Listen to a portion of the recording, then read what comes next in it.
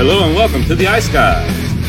This is the show that takes you into the world of the National Hockey League. Every game, every day, from a betting perspective. With pro sports handicappers Ian Cameron, Alex B. Smith, and various guests from the world of hockey and sports betting. And now, here's your host, Ian Cameron.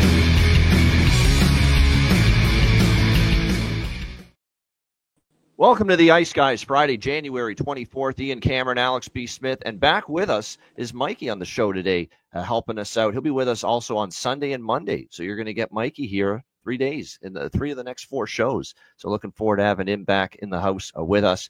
We've got this Friday NHL card to talk about today, 4 games on tap. But first, before we get into the Thursday recap, we obviously can't say enough as far as thanks and gratitude to all our Patreon members at patreon.com/iceguys. And as you guys know, we have a betcast coming up on Tuesday, January the 28th, live at 7 p.m. Eastern Time, and it is a Patreon exclusive live betcast. We've already had one of them already this month, and we will have another Patreon exclusive live betcast coming your way this Tuesday, January 28th at 7 p.m. Eastern Time. Now, as you know, the usual price to sign up as a Patreon member is $10 per month, but we are giving all of our viewers and listeners of the show a little discount opportunity to become a Patreon member just for the next 5 days until we get to Tuesday night with the Betcast. And there you see it on the screen right now. We've got our live Betcast exclusive to Patreon members this Tuesday. And right now, from this point until midnight on Wednesday, which will probably be at the tail end of our live betcast on the Tuesday night, once we hit midnight on Wednesday. But from now until midnight Wednesday, 50% off Patreon membership for anybody that wants to sign up on the Patreon page. So basically $10 per month down to $5 per month is what it is. So 50% off your Patreon membership, and you can get that discount by signing up right now between now and midnight on Wednesday at patreon.com/iceguys using the promo code that you see on the screen, BETCAST50, BETCAST50, all one word. So again, take advantage of this. We want as many signups as we can get. We're giving you a little bit of a discount to get you in the front door. This is available now through to Wednesday at midnight, which is, again, right when we'll probably be wrapping up the Betcast. So again, take advantage of this, 50% off your Patreon membership with this discount now through Wednesday at midnight, patreon.com/iceguys, and use the promo code BETCAST50. Yeah, we're excited to offer this to you guys. Like I said, we want to, have everybody take advantage of, like I said, getting the card daily. I will have the goalie charts updated this weekend. I will also have an article posted this weekend as well, so you'll get to see the full spectrum of what we have to offer here at the Patreon page. For those of you who you've heard us talk about it day in, day out on the show, and maybe you haven't checked it out before, now's the time to definitely check out. Take advantage of this deal. This is a wonderful offer, and like I said, limited time only. Take advantage of this, and again, it's your chance to also get in now and be with us Tuesday night. Of course, for our next Patreon exclusive live betcast. So make sure you get in on that. Again, the promo code BETCAST50. All right, let's talk Thursday night. NHL was a big slate, as it always is on Thursdays. We saw Carolina and Columbus in a absolute goal fest down there in Raleigh last night. Columbus pouncing early with a 2-0 lead on Carolina, cashing the first period over. That's now 6 straight head-to-head matchups that have gone over in the first period between Columbus and Carolina. This was the first game that had gone over the full game in Carolina in, I believe, 7, meetings down there in Carolina. It's been a weird series history, Jackets Hurricanes, where every full game had stayed under in Carolina until last night, and every full game had gone over in Columbus between the two teams. But we finally saw an over last night in Carolina for the full game. Carolina roared back with just an onslaught in the second period. They scored 5 goals between the 2:48 mark and the 11:34 mark of the second period. Jarvis, Robinson, Jackson Blake, Sebastian Aho, Jordan Martinook, 5 different goal scorers as well for Carolina in that second period. Just when it looks like they're home and cool, Columbus strikes for 2. One of them was a horrible goal by Freddie Anderson. And by the way, Freddie Anderson has not looked good in 2 starts since coming back from injury. Not even a little bit. And this is concerning right now. what we're seeing from him. And Carolina, again, how much confidence do they have in Kochetkov? Because there's still some internal debate that they're not sure he's ready for a long playoff stretch as a number one goalie. But I don't know how you give it to Freddie right now based on the last 2 games we've seen out of him. So what do? Do you have to upgrade? Do you have to look at maybe upgrading goaltending, at the trade deadline? That's going to be the question mark here, because obviously there's some concerns about what we've seen returning from injury. Now, do I leave the door open that maybe it's rusty for him coming back from a long absence? Maybe he can improve and get better. Sure, it's possible. But I also know this is a guy that's been plagued with one injury after another, that is now not getting any younger. His mobility in the net was horrific last night. He looked like an old man, an old fart in the senior home, trying to get out of his bed early in the morning there with trying to move post to post. It looked like, geez, he was like he shit his pants or something. He could barely move in there. I mean, my goodness, it didn't look good, and it's got to be concerning right now. Now, Carolina bailed him out because it was an offensive onslaught for them last night. But like I said, there are concerns with Freddie Anderson, but they do get the win 7-4. It was a rough period for Tarasov and the Jackets, and that pretty much did them in that one. Ottawa, back-to-back shutout losses. Credit to the Boston Bruins. Tough spot, back-to-back, obviously, after getting thumped in New Jersey, and they bounce back strong. They get a 2-0 shutout win over the Ottawa Senators. And like I said, that's now back-to-back shutout losses for the Ottawa Senators. And that puts them tomorrow, and we'll get into this more on Saturday. They play Toronto. It's another Battle of Ontario rendition tomorrow night. That puts them in the back-to-back shutout losses system play, which has been not just good, it's been no sweat with first period over and full game over for teams that have had consecutive shutout losses this season. So we'll talk a little bit more about that tomorrow on the Saturday show. But a nice win for Boston. 2-0 there. They get the victory over the Ottawa Senators. Detroit Red Wings, I definitely thought it was a good spot for them. I did still take Montreal simply because, look, I've been riding them, but I did warn you, I didn't love the spot. I thought Detroit would come out with a good game, and they did. No Kane, no problem. No Patrick Kane. They still win 4-2 last night. And thank goodness we snagged that 5.5 on the show with the total at DraftKings because it was, if you had 6 instead of the 5.5, that's a horrible push. Because that was 4-2, midway through the second period. And there was no goals after that. You didn't even get an empty net goal, to help your cause late. So thankfully we had the 5.5. So the best bet hits. We had the first period over as well. Detroit gets a nice 4-2 win there. Great win for the Rangers. They spanked the Flyers 6-1. Flyers get the opening goal early, and then Rangers pretty much the rest of the way. 6 different goal scorers for them. Braden Schneider, Adam Edstrom, Keandre Miller, Philip Hedl, Adam Fox, Riley Smith. I mean, that's what you like to see. And certainly the Rangers, like I said, that light at the end of the tunnel is getting brighter because they are starting to really, pick themselves up off that horrific run that they had.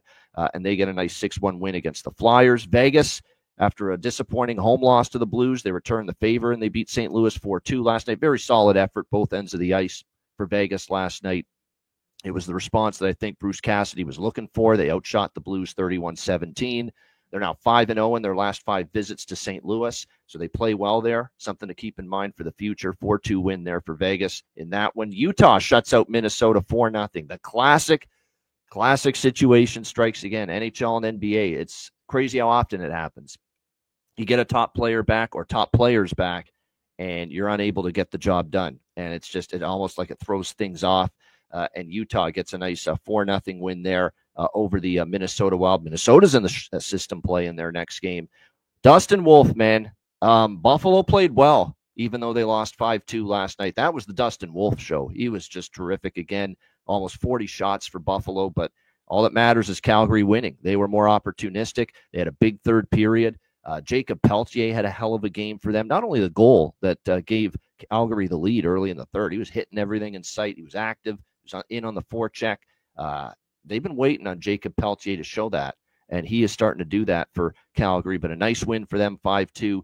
Edmonton just crushes Vancouver 6-2. We kind of figured it was a good Edmonton spot. That was a good game for me. Swept the board. Over by Fecta. Edmonton team total. Edmonton in regulation. So great result there. Edmonton with a 6-2 win over Vancouver. Payback for losing in Vancouver 3-2 over the weekend. I told you, don't trust the Pittsburgh Penguins. Don't you dare do it, to win back-to-back games. I don't care who they're playing. I didn't have the guts to take Anaheim, but credit to those who did. 5-1 win for the Ducks last night. You just cannot, under any circumstances, guys. We've seen it enough now. You can't bet Pittsburgh after they win. When they're feeling good and they play well the previous game, you cannot trust that team, period. And they showed it again last night. What a friggin' schizophrenic bunch. I'm telling you, right? They couldn't play a great LA team who's barely lost at home this year, thump them 5-1, come back here tonight or last night against Anaheim, and you lose 5-1. That's typical Pittsburgh. It's what we've seen from them all year. Capitals just keep on rolling. 3-0 win over Seattle, and no fluke. They were the better team. They dominated that hockey game. Could have been worse if not for Joey Daccord. 3-0 Capitals. Unfortunately, the first period over falls short. I did jump in on a live second period over, though, and was rewarded with that. Capitals with a 3-0. And Chris Otto, too. He was all over that. He jumped in on I think a Capitals team total in the second period over and the live full game team total over 2.5, and he won both of them with Washington, saying, hey, it's only a matter of time before they score. They're dominating this game, and they ended up getting the 3-0 win. And last but not least, just a crazy shit show game in San Jose. It was nuts. 6-5 Nashville, back and forth. Unfortunately, we thought Askarov would be dialed in. He was not. That being said, this team let him down big time defensively. They were horrible in their own end in front of Askarov. There was a goal or two maybe he could have stopped. You would want him to save, but at the end of the day, it was more about how bad San Jose was defensively, and you can't be in the penalty box all night as well. They ended up taking way too many penalties, so it was a bad night for them defensively, but all of a sudden in these two games against San Jose, what's happened to Nashville's goaltending? Saros struggled in the game in Nashville, and then last night it was Justus Onanen, who, as I said, when he plays like that, I call him useless Onanen. He was just not very good for the Nashville Predators last night, but thankfully bailed out by 6 goals and a red-hot, piping-hot Philip Forsberg. Man, he is just on an absolute tear right now, and a big reason why Nashville, it's kind of like a fool's gold win streak, though. Yeah, they're on this win streak now, the best win streak they've had all year, but they got to clean some shit up defensively, Nashville. You're not going to – it's one thing to be able to survive playing like that against San Jose, but, you're going to have to fix some things if you're going to win games moving forward and keep this win streak going. You're going to have to fix some things defensively. Offensively, there's nothing to fix. They're feeling it right now. Stamkos is on a heater. Marchessault's starting to feel it. Forsberg right now has been terrific. But the defense now has kind of regressed, and going to have to tidy that up moving forward. Alex, thoughts on a massive Thursday? As interested as I am in today's card, tomorrow's card is going to be really interesting because of a lot of spots that we saw last night, like you mentioned. Looking at and talk about the late slate alone with San Jose and Nashville. We said off air, it's a shame that we know San Jose is not making the playoffs. More likely, Nashville's not making it either. This would have been a great playoff series to have these two teams going back and forth. But like you said, now we get to look at carryover is important now in this time of year where we say, all right, teams can kind of just brush shit aside in the first 2 months of the season. Now we start to see things that are patterns that will carry over into the next game. How a team looks at the end of a second or third period one night could easily carry over into the first or second. We're seeing a lot of patterns of that.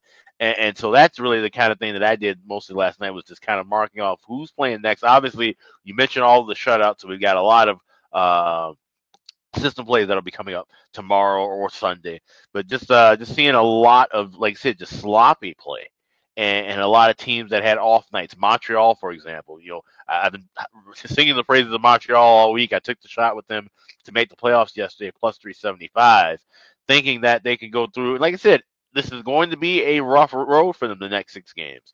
It wasn't a bad contest. Detroit just came and outplayed them the way that they were supposed to. That's the way Detroit was supposed to play at home against the division foe, trying to claw their way into that playoff race, be part of that playoff conversation, beat a team that's hot right now in Montreal, and that's what Detroit did. So kudos to them for getting a big win there.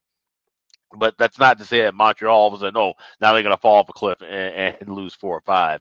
So there's some teams that, like I said, they're still just kind of riding the momentum, riding the wave, and we just got to try and find those spots. So it wasn't the best betting night for me. There was a couple of games that I thought were going to go into overtime. We had that 1-0 forever, it seemed like, with Boston and Ottawa. And then you get the late goal with seconds left, and it's a 2-0 winner. So we're still getting some tough breaks on a couple of other games, but now, like I said, just stringing together all the information we're processing and putting things together. The Eastern Conference wild card is nuts. We've got 6 teams separated by 3 points for 2 spots right now. Tampa Bay and Columbus hold the spots. But the Rangers and Sens are 1 point behind both of them, as is Montreal. And the Flyers are 3 points behind both of them. 3 points behind both of them. So it is a jumbled Eastern Conference wild card race right now, to say the least. Mikey, your thoughts on last night? And I know you're Bruins. Happy to see them get the job done. Yeah, it didn't look easy, but thankfully they got the job done. One thing I want to talk about is late movement towards certain teams. So I just don't get what was up with the Ottawa line yesterday. I mean, it jumped significantly late in the afternoon. They're up to minus 165 on the road in Boston, which is a rarity. You'll never see a road team that favored in Boston. Pittsburgh, same thing. Heavy money came in late in the afternoon, and both of these teams lost. And I feel like I've seen it more often than not. You're seeing all this money come pouring in late in the afternoon on certain teams, and they're just not getting the job done. So I don't know. Like, I see it with Nashville all the time, but maybe it's just the heavy sharp bettors thinking Nashville is better than they are. But something I've noticed, a lot of money coming in on these certain teams, and they're just not getting the job done. Yeah, no, you're right about that. And like I said, we'll have to see how and we've got some teams on back-to-backs tonight, and especially Philadelphia in our first game that have terrible records, on a back-to-back. And we will see if they can maybe change things a little. Alex, go ahead. Yeah. No, I was going to say it's an interesting point, though, to mention about, because we always talk about this. Obviously, it's a conversation that's week to week in the NFL and college football. Where's the money? Right. And we don't really talk about that as often in hockey, but that's something to keep an eye on. And there's no pattern really with how money comes. Obviously, you have the pattern of when limits open up. So you have overnights, you have your morning when everything's open. And then, of course, you have, like I said, your late money that's coming in during the day, right before for a puck drop for certain games, mostly for the 7 o'clock Eastern hour. But you don't really have necessarily just anything where it's just indicating, oh, this is sharp money or this is public money based on any time frame. So that's something to maybe start keeping an eye on, though, Mikey. Like you say, if you're noticing that, start seeing a pattern. Maybe that may not be sharp money. That's probably just late public money that's coming in. Think about it. It's the average person getting off of work at 4:30, 5 o'clock placing their bets. And it's just a crush of that, not necessarily that it's a $20,000 or $10,000 bet that's moving that. So it's a good conversation to have and something to keep note of. Like I said, we don't talk about it and look at it as often as in other sports, but it is something worth noting. Yeah, no doubt. It's always good to know where the line is moving in football or basketball, where the money's moving in hockey or baseball, the money line sports, but it never dictates your decision making. Right. It's good to know it, but it never dictates. I think it's the least important. It's the least important factor when using it in any of the 4 sports. It's way more important, I think, in basketball than anything else, and then football. That's just me personally. The baseball, I can't speak on because I don't bet baseball, but hockey, it's the least important, but it's still something to note. And I think it probably maybe becomes more prevalent late in the season and into the playoffs. I would agree with that. All right, we got 4 games. Again, this feels like Wednesday repeated all over again. There's nothing I love tonight, but there's a couple bets we like. And we'll begin with the Philadelphia Flyers and the New York Islanders. We've got the Islanders minus 150, home favorites, 5.5 the total here in this game. Obviously, we've got the Islanders. They've won 2 in a row. We'll give them credit for that, but they beat San Jose and Columbus. How much do you want to get excited about that? But you got to start somewhere. They are actually 5-2 in their last 7, because if you go back further, they had those 2 home losses to Ottawa and Philly, but they also ended up sweeping a road trip at Boston, Vegas, and Utah. So it's been, I guess a better run for them, but can they keep it going here tonight? The good news here for the Islanders is they've been off since Monday night, that game against Columbus, so they've had 3 days off. Philadelphia is here on a back-to-back, obviously. 6-1 loss last night to the New York Rangers. They scored the first goal, but that was all she wrote for the Flyers. Were blanked after that. Shesterkin was very good in net the rest of the game and ended up basically being a brick wall here for the Flyers last night. Ilya Sorokin confirmed in net. We do have a key injury for the Islanders. Noah Dobson out on the blue line. And we know he is definitely a significant piece of that Islander blue line. I think you can make an argument right now is the best one they've got. He's out. Siplikov still out for them as well. For the Philadelphia Flyers, with them being on a back-to-back, we saw Samuel Ersson last night, so you would expect Ivan Fedotov to get the victory here to get the start here in this one for the Philadelphia Flyers. I still think he's weaker than Ersson, quite honestly, even though Ersson has had some ups and downs since he's been back. I can't lay this price with the Islanders, but the thing that I don't like about Philly, and I was on Philly the last time they went to the to UBS Arena. It was just recently. It was 8 days ago. Flyers went to UBS Arena and won 5-3, beat the Islanders, and I was on them as an underdog in that game. What concerns me about this game, though, is Philadelphia's back-to-back record. It's bad. 1-7 this year on a back-to-back for the Philadelphia Flyers. I think that's enough to kind of keep me off. Islanders with the rest advantage have won a couple in a row. Usually that's the time you want to fade the Islanders, when they win a couple in a row, because long win streaks have been few and far between for them. But I just don't like that back-to-back record. That's going to keep me off the Flyers. Lean to the draw. I like this over, though, 5.5. I'll take an over at 5.5 because I don't trust the goaltending of Philly, with it expected to be Fedotov here in this game. And if you actually look at the last two head-to-head meetings, Islanders-Flyers, both of them did go over the total between these two teams. And like I said, on the back-to-back, I could see it getting a little sloppy here for Philadelphia, especially from their standpoint. So at 5.5, count me in with the over here and a sprinkle on the draw. What do you think here, Alex, for this one, Flyers, Islanders?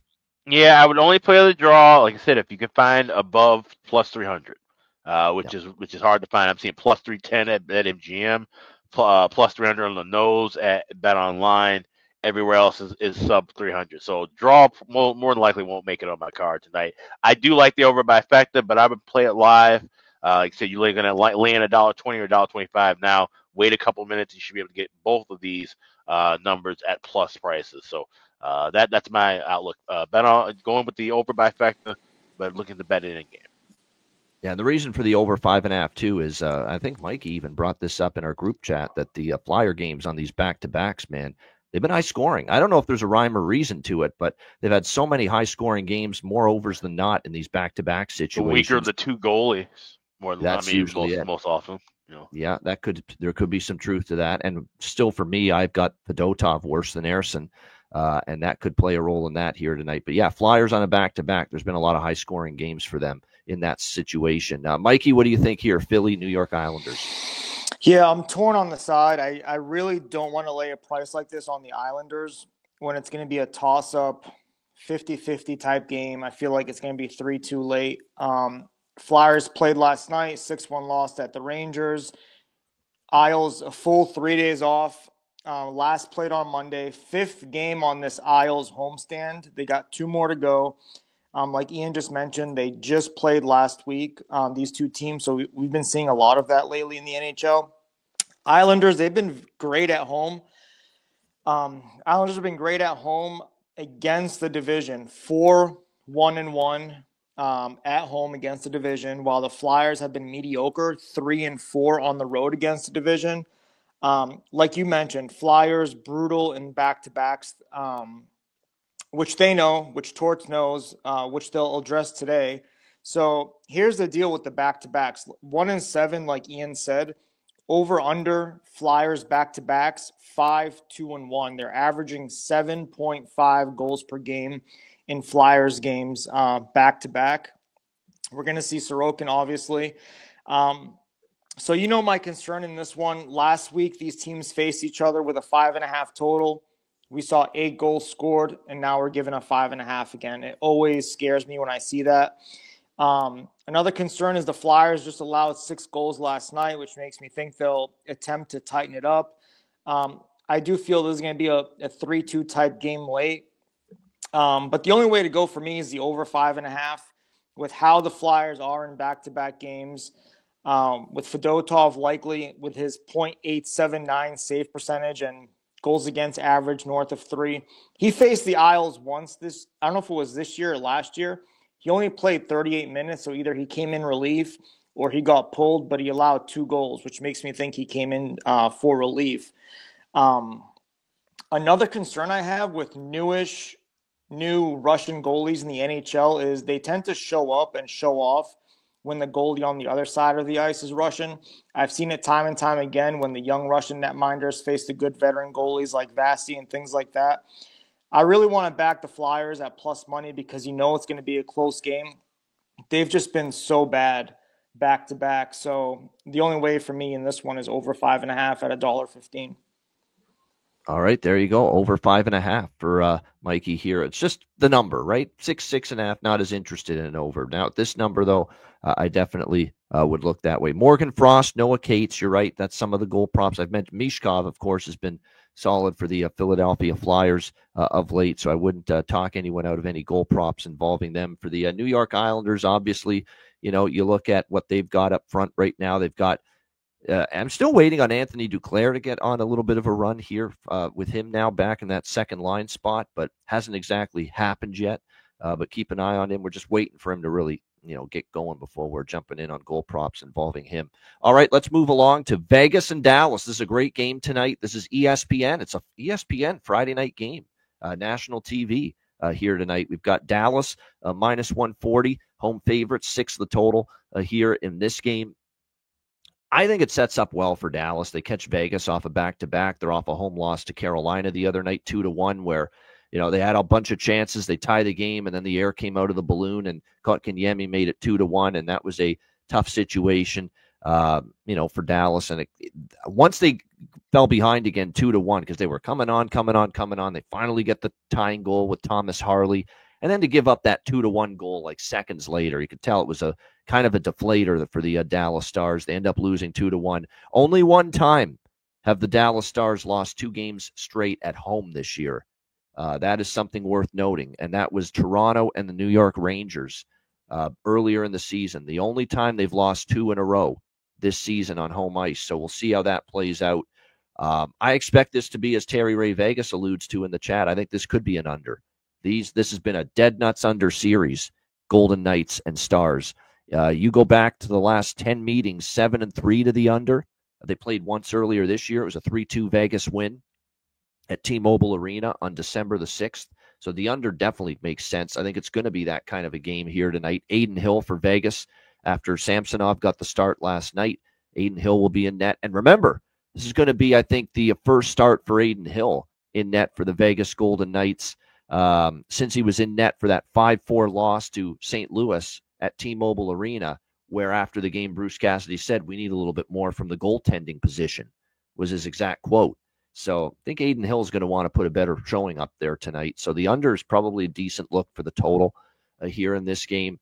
But from a spot perspective, Dallas at home off the loss to Carolina, I think they got a chance to bounce back and win. Minus 140. Again, keeping this bet light, but I am on Dallas here, minus 140 in this spot here tonight. Alex, what do you think here? A good one on ESPN here tonight. Golden Knights, Stars. Yeah, and I had the same feeling as you did, looking at the under, obviously, just off of the series history. But then when I kind of look back at Vegas's record, second night of back-to-backs, there's been kind of some higher scoring affairs. So this is one where, like I said, might have a little piece of the under 6 pregame, but would look to go maybe a little heavier, hope for a goal early, try and grab a 7.5 at like minus 125, 130. I would feel a bit more comfortable. And even, like I said, laying that chalk, that's fine with that higher number. A little bit more comfort, a little more cushion. So I do like under. And like I said, small piece at under 6, but hoping for some early scoring and then try to go under for a full game at a bigger price. Yeah, there's the stat from Landon there. Stars' last 11 games against the Golden Knights following a loss have gone under the total. So very interesting stat to point out there. What do you think here, Mikey? Vegas, Dallas on ESPN. Yeah, a much-needed Vegas win last night in St. Louis. Kind of surprised that didn't go over the total. We had 3 goals after the first, and it barely pushed at the end with that empty net by Hurdle. You don't have to sell me on Vegas, especially when they're catching plus money. They've been pretty good back-to-back this season, 5-2, and we'll likely see Hill between the pipes, and he'll be looking to bounce back after a couple of subpar performances. He's been shaky lately, though, but against Dallas in his career, he's pretty solid, .923 save percentage, 2.5 goals against. Ottinger, He's between the pipes for Dallas. He's been great. 2 goals or less in 5 straight and 8 out of his last 10. So Otter's pretty much locked it down lately. This should be another tight game, so I do understand the love on the under on this one. I haven't solidified or made a decision on a side. I might just pass on this one. Oh, yeah, that's fine. Absolutely. So, yeah, we got Ottinger obviously confirmed for Dallas. Still without Marchment and Seguin. And you can start to see with Dallas here as well. You know, they've scored 3 or less now. The 3 losses they've had in their last 4 games, other than they beat Detroit 4-1, they kind of jumped on them early. Remember, Detroit was on a back-to-back too. But really, other than that first period against Detroit, where they scored 3 goals and jumped on them early, they only scored, I think, an empty net goal after that in that game. And they only scored the 1 against Carolina, 3 against Colorado, and then the 1 against Montreal. So you can tell now the absences of Marchment and Seguin catching up a little bit, you know, and this is a team that's supposed to have pretty good depth up front, but there's no denying with the way Seguin was playing and Marchment, you know, to be honest as well. They're missing them a little bit right now, and it is hurting them just a little bit, you know, at the offensive end of the ice. As far as goal props, he did score last night for Vegas. Dorofeyev, we've talked about him quite a bit right now. Olofsson as well might be worth a look on that second line. For the Dallas Stars, Jason Robertson has certainly been carrying the load offensively. He's been great lately. Maverick Bourque maybe on the second line worth a look. And I've mentioned Evgeny Dodonov quite a bit. He's fit in nicely since he's been moved up to that top line. Maybe you look in that direction as well here tonight. All right, Tampa Bay, Chicago. Tampa Bay Lightning minus 240 road favorite, 6.5 the total in this game.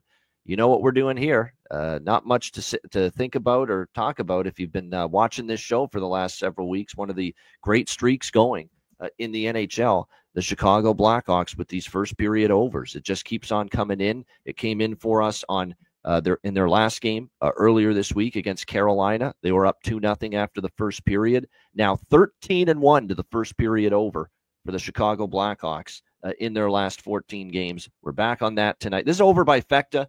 Once again, though, slanted toward the first period over. It's about an 80-20 split for me here. 80% on the first period over, 20% on the full game over, especially with the full game over being 6.5 and not 6.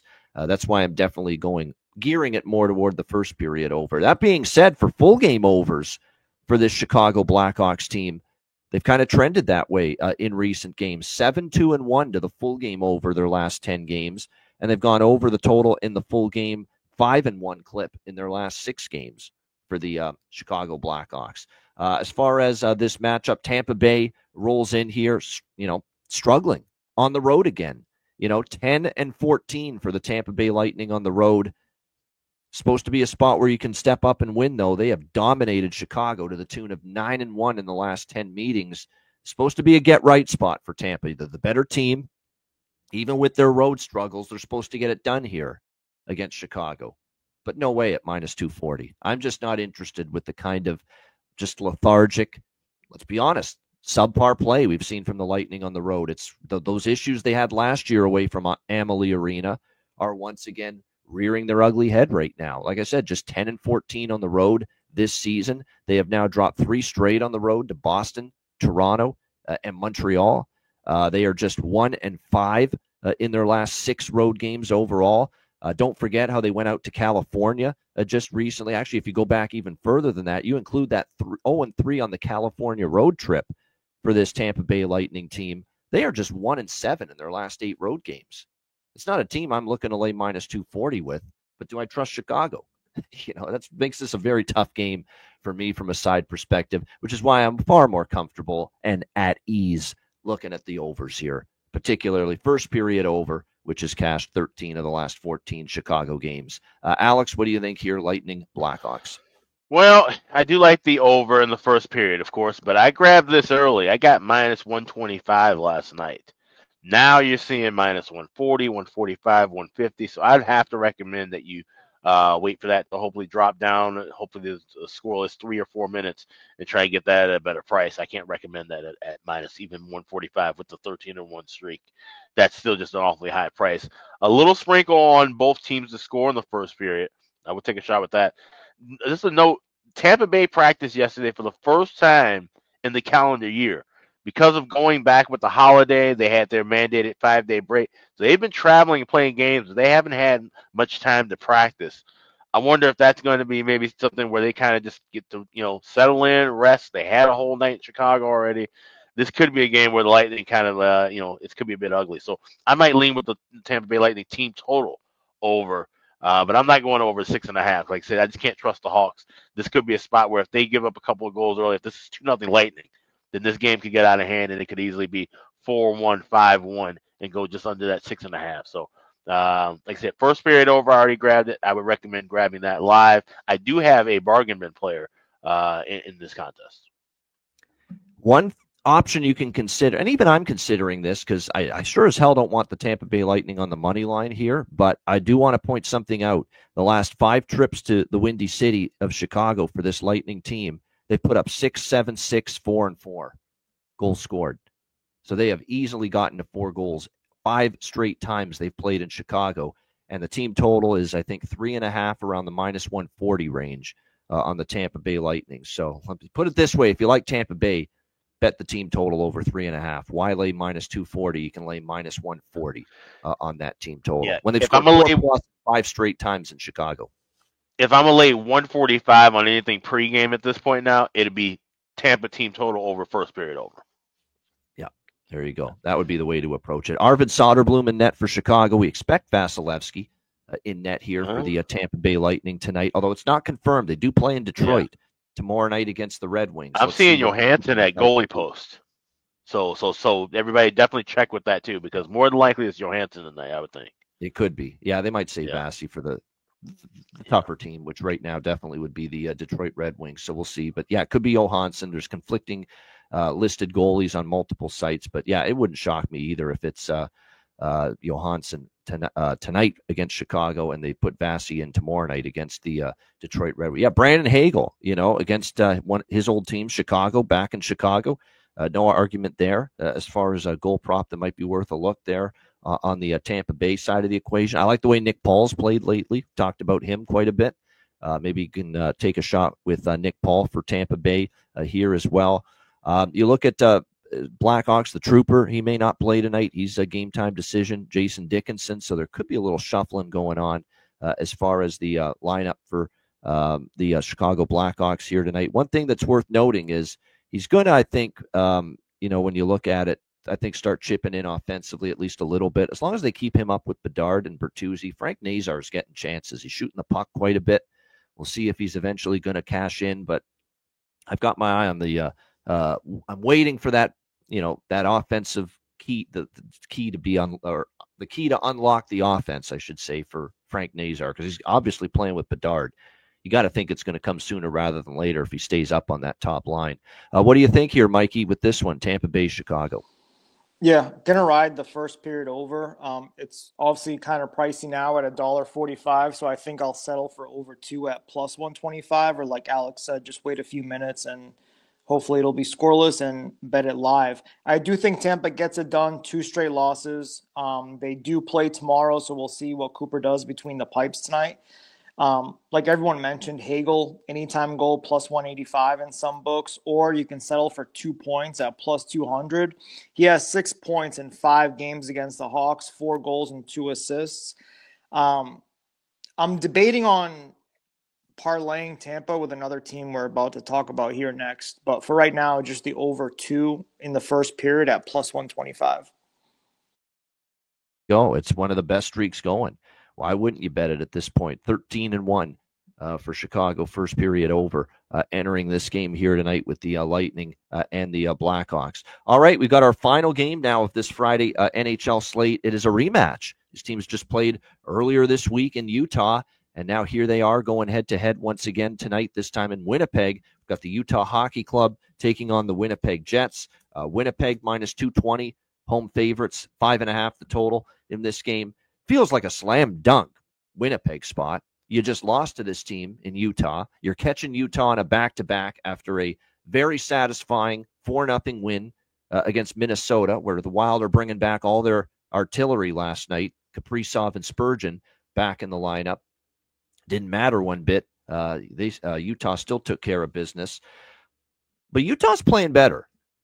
Utah's turning a corner, and you're not getting a premium here or a bargain with Winnipeg minus 225. So it feels like Winnipeg pays them back, gets the job done. But Utah's won 3 in a row: St. Louis, Winnipeg, and Minnesota. That was an impressive win for them last night. Give them credit. Vejmelka with the shutout. Like I said, even with Kaprizov and Spurgeon back, you go there, you shut down Minnesota. It's pretty impressive to be able to do that. Can they carry that over here is the question. And don't forget about Utah. I faded them a lot this year at Delta Center. The home record's not good. They're a respectable road team, 13-8-3 this year for the Utah Hockey Club away from home. So this is not, to me, one I'm interested in jumping on Winnipeg at this price. I'm not on Utah either, because certainly for Winnipeg, they are certainly looking to pay back the Utah Hockey Club after losing 5-2 to them back on Monday. Winnipeg did bounce back a couple nights ago, beating Colorado 3-2 in overtime. We'll see how they fare here in this one. There's really not much to say about this game other than 5-2 in Utah.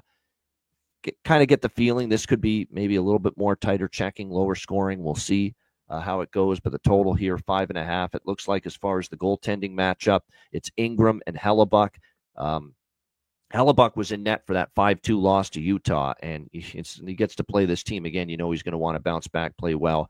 Ingram's played well, 2-1 since his return, and he's given up 2 goals, exactly 2 goals in all 3 starts since his return. So this is one where it's a Winnipeg spot. They're the better team still. Not at minus 220, though. Just not interested. I have a couple props I like, but pregame side or total, nothing for me. Alex, what do you think here? Final game, Utah, Winnipeg. Yeah, this one's going to be a pass for me. I mean, this is one where if it was a 6, maybe I would lean toward an under.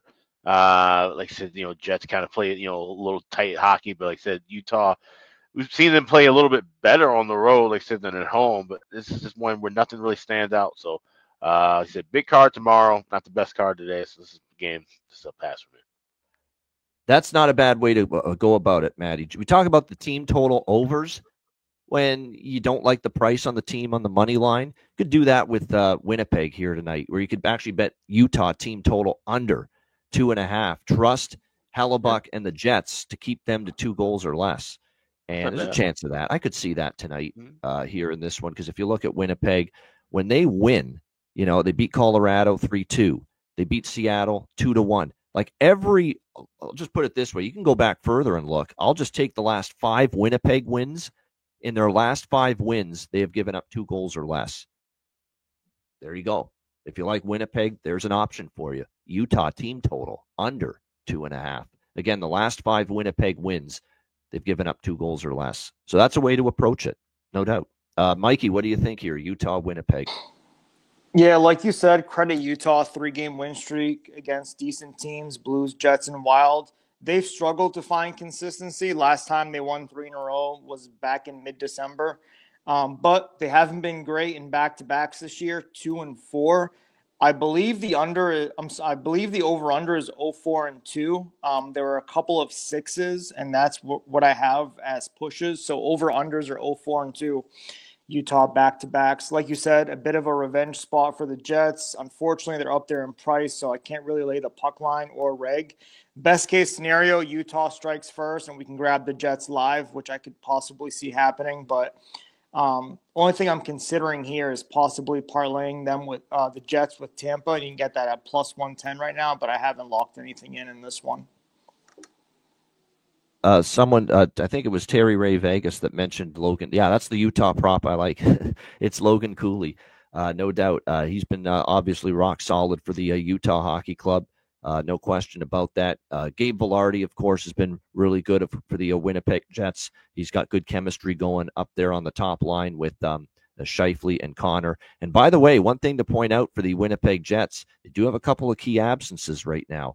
Nikolai Ehlers, game time decision with an illness. So we'll see if he suits up. And there is a flu bug going through the Jets. It's another thing to be mindful of here tonight for this game, and it's affected Nick Ehlers. He may not go. Meanwhile, the captain, Adam Lowry, injured reserve week to week. Obviously, he was involved in a collision there in the Utah game a few nights ago.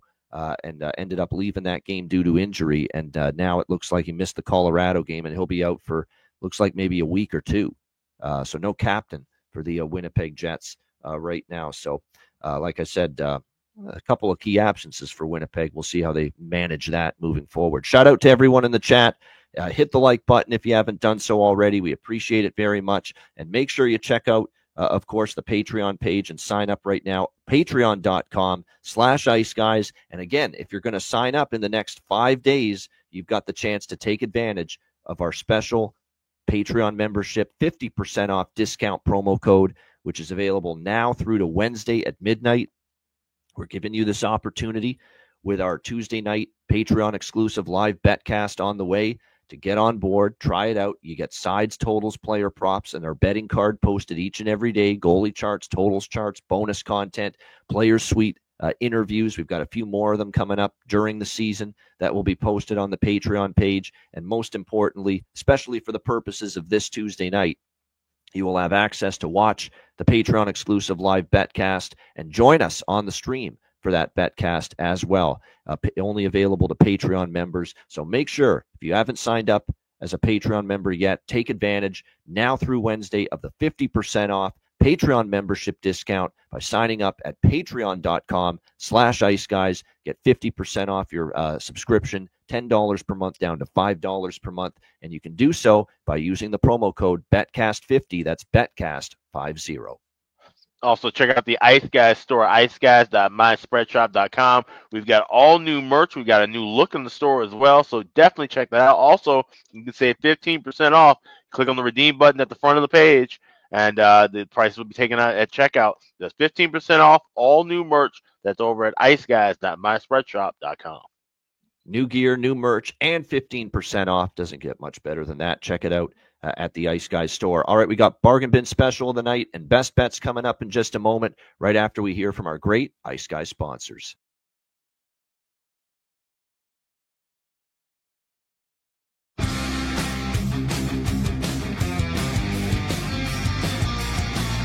Support for the Ice Guys podcast is provided by Boston Hemp Incorporated, Tailgater Social, and a big thank you to all that subscribe to the Ice Guys Patreon page.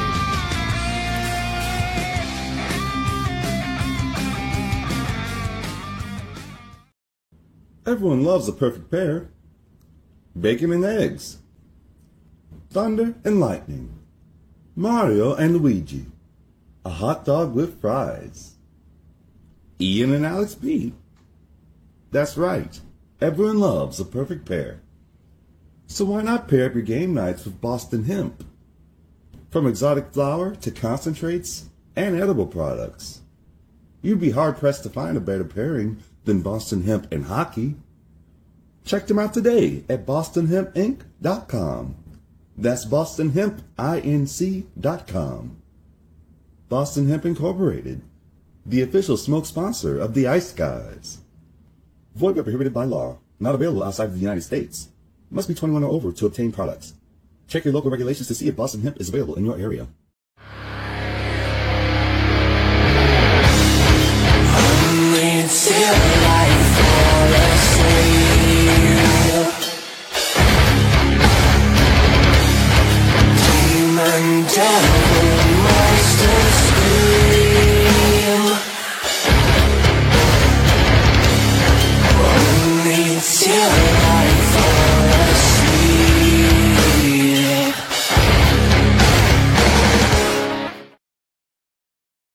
All right, make sure you check out the store. How good does that "can't find him with a telescope" shirt look? I mean, my goodness. Isn't that great stuff right there? One of my favorite slogans on the show. No doubt. All great gear, new merch, new gear. Make sure you check that out at the Ice Guys store, iceguys.myspreadshop.com. And, of course, Boston Hemp Inc. Make sure you check them out. Get 20% off all orders on the website using the promo code IceGuys at bostonhempinc.com. All right, it is Bargain Bin Special of the night time. 4 games on this Friday to choose from. Alex, what do you like for the Bargain Bin Special tonight? All right, heading to 1901 West Madison, hoping that we can get some goals from one Frank Nazar. As you mentioned, the Hawks have him on the top line. Got him at a good price, plus 500 at Caesars. I see plus 470 at a couple other shops, so definitely shop around, grab the best price. I think he could take advantage of that being on that top line and get a goal here. So Frank Nazar, plus 500, anytime goal scorer, my Friday bargain bin special. Yep, thinking what I was thinking. Yeah, Frank Nazar, plus 500 Chicago. He's going to score eventually. You keep playing with CB on that top line, you're going to eventually find the back of the net. Hopefully tonight's the night for Frank Nazar, plus 500 for the Chicago Blackhawks. For Alex B. Smith with his bargain bin special of the night. Mikey, what do you got for us for the bargain bin? Going to Winnipeg, Nino Niederreiter, anytime goal, plus 300. 3 goals in 2 games against Utah this season. He is on the third line, PP2. So anytime goal, plus 300. Or if you're feeling lucky, you can do 2+ points at plus 600. All right, there we go. A little Nino time. Nino Niederreiter for the Winnipeg Jets, plus 300 against the Utah Hockey Club for Mikey with his bargain bin special of the night. My bargain bin special of the night for this card, it's not a huge, awesome card, necessarily as far as bargain bin special for tonight. So I'm going to end up going with, let me just make sure that see if the price is bargain bin worthy. Oh, yeah, of course it is. Yeah, it's someone that I've had some success with in the past, playing the Islanders tonight. We're going to go back to the Morgan Frostwell for Philadelphia, plus 425. Proline Plus, the best price out there right now. He certainly had a solid month for this team. We'll see if he can find the back of the net here tonight against the New York Islanders. But I like the price. Morgan Frost, plus 425 for Philadelphia for my bargain bin special of the night. All right, best bets. Alex, we'll start with you. What do you like for best bet? Yeah, it's a limited card, but we're going to go with that first period over in Philly and the Islanders. Like I said, I do like it to play a little bit small now, and I'll add a little bit more in-game at plus price, but minus 120. That's the best nip on the board right now as far as the side or total goes, in my opinion. So we'll go Philly and the Isles, first period over is my Friday best bet. There you go. Flyers Islanders, first period over, 1.5. Right now you can get that at minus 120. That'll be the best bet for Alex B. Smith. Mikey, best bet. What do you like? Yeah, we'll stay with this Flyers-Isles game, but I'm doing full game over 5.5. Philly, like I said, back-to-back games, averaging 7.5 goals per game. Isles home games, over-under versus the division, 5-1 to the over. Flyers road games, over-under versus the division, 6-2 to the over. So full game over 5.5, Flyers-Isles. All right, there we go. Flyers Islanders over 5.5 for Mikey with his best bet. And my best bet, it's the clear best bet, so we're using it. It's the best streak going, 13-1, first period over. Chicago Blackhawks. Back to the well we go. We're taking Tampa Bay, Chicago. First period over, 1.5. Price is up there, minus 140, but we like it. You can always wait a couple minutes into the first period if you want to get a better price on it, but we'll recommend it pregame here. Tampa Bay, Chicago, over 1.5, minus 140, first period for my Friday best bet. All right, shout out to everyone in the chat. Appreciate it. Hit the like button on the way out. And one last time, get on that promo code, BETCAST50, BETCAST50. Make sure you're there with us as a Patreon member. Tuesday, January 28th for our live BetCast. The promo discount, 50% off Patreon membership with BETCAST50 as the promo code is available until Wednesday at midnight. So make sure you take advantage of it. A reminder, the Ice Guys is live 7 days a week, Monday to Friday, 2 p.m. Eastern, Saturday and Sunday, noon Eastern.